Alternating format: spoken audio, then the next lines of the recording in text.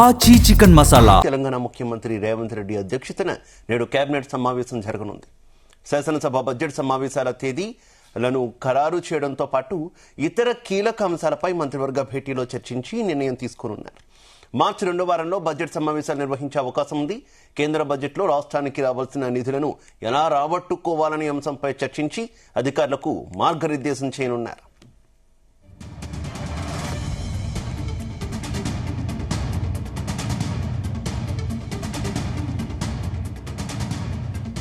Hyderabad metro రైలును నిర్మాణ సంస్థ ఎల్ఎన్టీ నుంచి టేక్ ఓవర్ చేసుకోవాలని ఇప్పటికే రాష్ట్ర ప్రభుత్వం నిర్ణయం తీసుకుంది.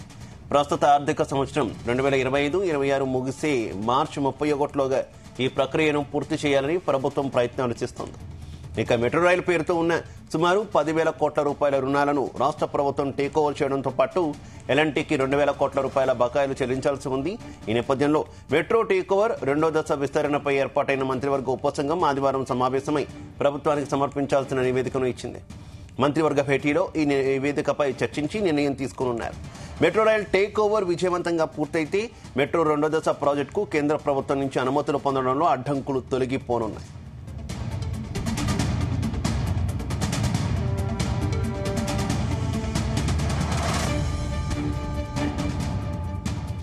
ఈరోజు తెలంగాణ కేబినెట్ సమావేశం జరగబోతోంది. ఈ సమావేశంలో పలు కీలక అంశాలపై చర్చించనున్నారు. ఇక ఈ కేబినెట్ సమావేశానికి సంబంధించి మరింత ఇన్ఫర్మేషన్ మా బ్యూరో చీఫ్ నరేందర్ అందిస్తారు. Narender, very good morning. ఈ రోజు జరగనున్నటువంటి కేబినెట్ భేటీలో ఎజెండా ఏంటి?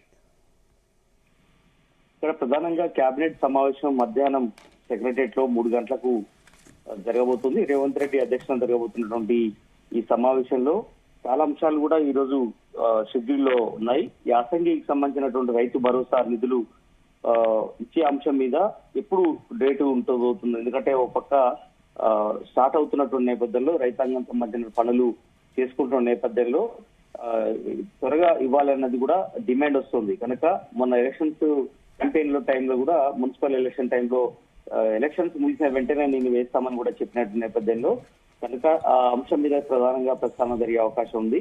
అంతకంటే ముందు కూడా బడ్జెట్ సమావేశాలు జరగబోతున్నాయి. అసెంబ్లీ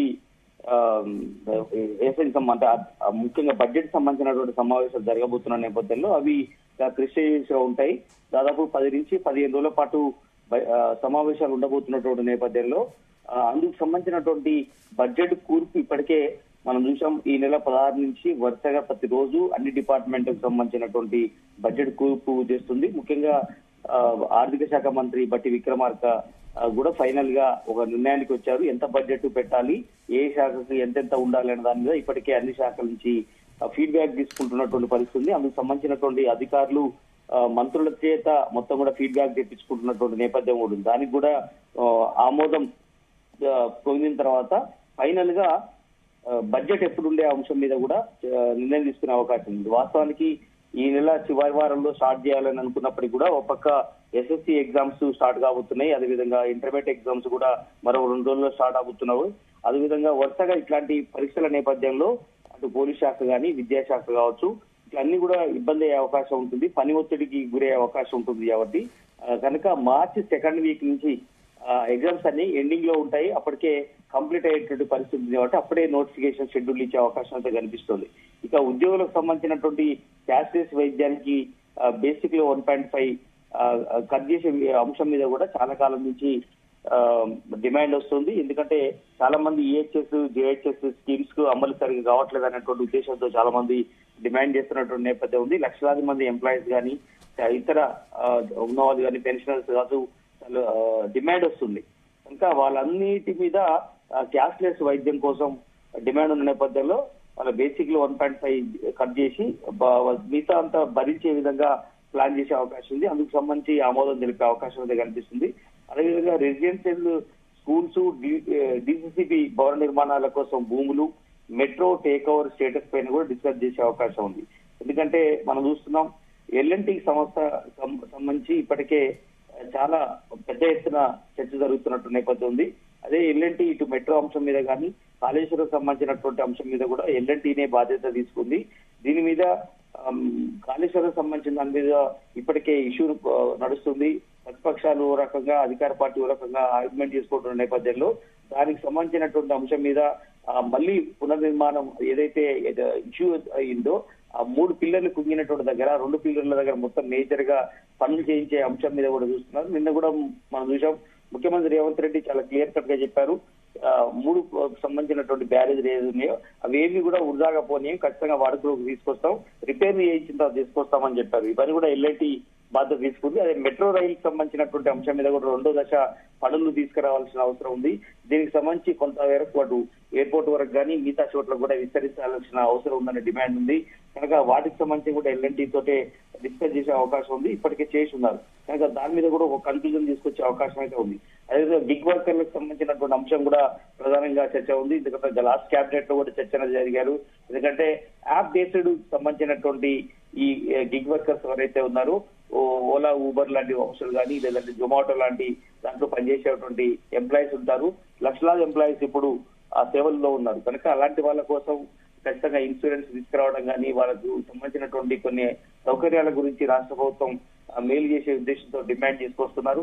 కనుక దాని మీద కూడా రేపు బడ్జెట్ సమావేశాల్లో ఓ చట్టం రూపొందించే అవకాశం అయితే కనిపిస్తుంది, ఒక కన్క్లూజన్కి వచ్చే అవకాశం అయితే కనిపిస్తుంది.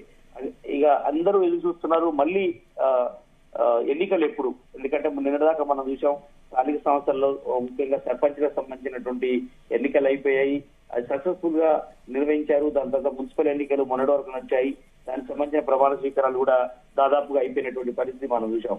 కనుక ఇప్పుడు ఎంపీటీసీ, జెడ్పీటీసీ ఎన్నికలు అనేది జరగాలనేటువంటి డిమాండ్ ఉంది.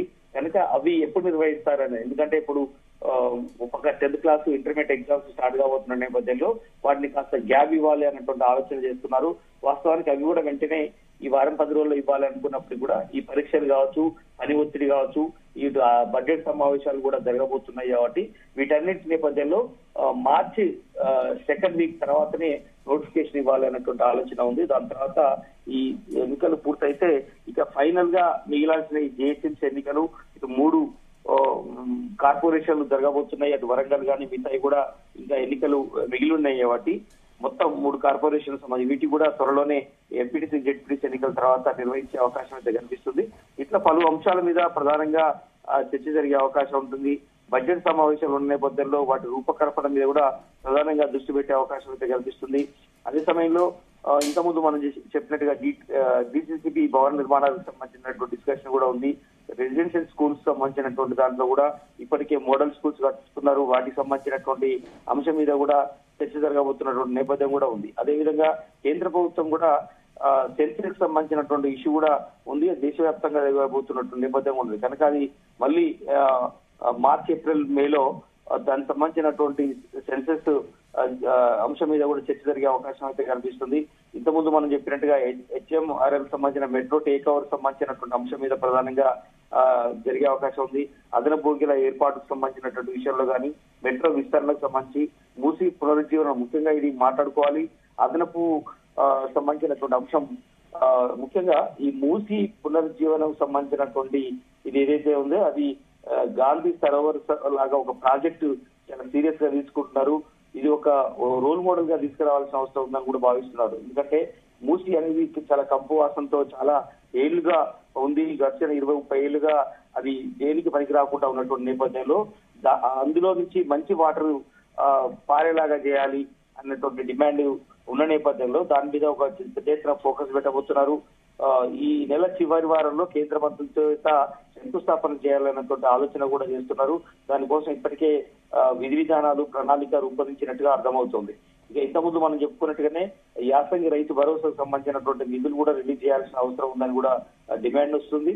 దీనికి సంబంధించి కూడా వెంటనే ఈ నెల చివరి వారంలోగా రైతు భరోసా నిధులు రిలీజ్ చేసే అవకాశం అయితే కనిపిస్తుంది. దేవాదుల ప్యాకేజీ 3కు సంబంధించినటువంటి అంశం మీద కూడా చర్చ జరిగే అవకాశం అయితే కనిపిస్తుంది. బట్ ఇట్లా పలు అంశాల మీద ప్రధానమైనటువంటి చర్చ జరుగుతున్నటువంటి నేపథ్యంలో అంతిమంగా బడ్జెట్ సంబంధించినటువంటి సమావేశాలు ఎప్పుడు అనేది ఈ సాయంత్రానికి మనకు క్లారిటీ వచ్చే అవకాశం ఉంది. ఖచ్చితంగా మార్చి మధ్య వీక్ తర్వాత నుంచే జరిగే అవకాశం ఉన్నటువంటి నేపథ్యం అయితే మాకు చాలా స్పష్టంగా కనిపిస్తుంది. కనుక ఇట్లాంటి అంశాల మీద బడ్జెట్ పూర్తి స్థాయిలో చర్చ జరిగే అవకాశం అయితే కనిపిస్తుంది. Shiva. Right, okay, thank you Narender.